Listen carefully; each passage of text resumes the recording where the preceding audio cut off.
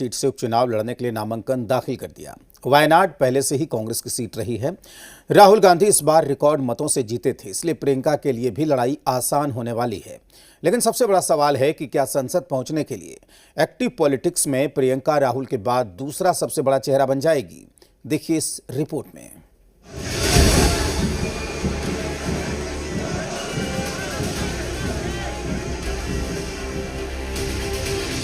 प्रियंका गांधी वायनाड के जरिए पूरी तरह से एक्टिव पॉलिटिक्स में उतर चुकी है। नामांकन में सोनिया और राहुल के साथ ही कांग्रेस के बड़े बड़े दिग्गज नेता मौजूद रहे। कांग्रेस शासित राज्यों के मुख्यमंत्री भी पहुंचे थे। वायनाड में प्रियंका के नामांकन के नाम पर कांग्रेस ने शक्ति प्रदर्शन किया। यह नामांकन कांग्रेस और बीजेपी दोनों के लिए सामान्य घटना नहीं है, इसीलिए नामांकन को लेकर कई सियासी सवाल उठ रहे हैं। क्या प्रियंका गांधी कांग्रेस में नंबर 2 बन जाएंगी? क्या प्रियंका गांधी राहुल की विरासत संभालेंगे? क्या प्रियंका बीजेपी के लिए राहुल से बड़ी चुनौती? लंबे समय से प्रियंका गांधी के चुनाव लड़ने की मांग हो रही थी। पिछले 3 दशक से प्रियंका पॉलिटिक्स में है, लेकिन कभी चुनाव नहीं लड़ा, न किसी सदन का हिस्सा रही। बस गांधी परिवार और पार्टी नेताओं के लिए प्रचार किया और रणनीति बनाई। When I was 17 years old, I campaigned for the first time for my father in the 1989 general election. It has been 35 years since I have been campaigning for different elections. This is the first time that I am campaigning for your support for myself. Priyanka का संसद पहुंचना politics के लिए एक बड़ी घटना है, क्योंकि प्रियंका के संसद पहुंचते ही राहुल की ताकत दोगुनी हो जाएगी। कांग्रेस का कॉन्फिडेंस और हाई हो जाएगा। अलायंस के भरोसे सरकार चला रही बीजेपी को और तीखे हमलों का सामना करना पड़ेगा, क्योंकि प्रियंका एक अच्छी वक्ता है, मुद्दों पर बोलती, विवादित बयानों से दूर रहती, काफी संयमित और सुलझे हुए शब्दों से अपनी बात कहने के लिए जानी जाती है। मोदी सरकार को घेरने में माहिर है। कांग्रेस के एक बड़े खेमे को इस दिन का लंबे वक्त से इंतजार है, क्योंकि जिन नेताओं और कार्यकर्ताओं की उम्मीदों पर राहुल खरा नहीं उतर पा रहे थे, अब वो प्रियंका से अपनी उम्मीदें पूरा होने की आस लगाए बैठे।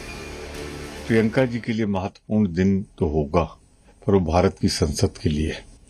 भारत की संसद में मैं धन्यवाद दूंगा राहुल जी को, सोनिया जी को, जो प्रियंका जी को ला रहे हैं। मैंने काम किया है उनके साथ उत्तर प्रदेश में, विशेष रूप से साहस है, निडरता है, सच को सच कहने की ताकत है और संसदीय भाषा में बड़ी सी बड़ी बात कह जाती है। वायनाड से प्रियंका की जीत तय मानी जा रही है, क्योंकि वायनाड कांग्रेस का गढ़ है। पहले भी 2 बार राहुल गांधी इस सीट से प्रचंड जीत हासिल कर चुके हैं। 2024 में राहुल गांधी को करीब 60% वोट मिले थे और 3,64,000 से ज्यादा वोट के मार्जिन से जीते थे, जबकि 2019 में वायनाड से राहुल की जीत का मार्जिन 4,31,000 वोटों से भी ज्यादा था। वायनाड सीट का सियासी समीकरण भी कांग्रेस के फेवर में है। वायनाड में 40% मुस्लिम है, 40% हिंदू और 20% ईसाई।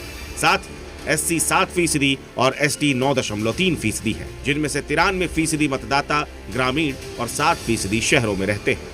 वायनाड के ये जमीनी गणित बीजेपी के फेवर में नहीं है, इसीलिए प्रियंका गांधी के सामने इंडिया अलायंस में कांग्रेस के साथ ही लेफ्ट प्रत्याशी से ही मुकाबला होगा।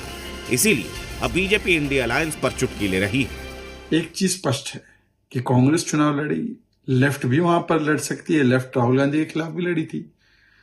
तो असली इंडिया अलायंस कौन है? क्या इंडिया अलायंस को पूछकर प्रियंका जी का नाम आगे किया?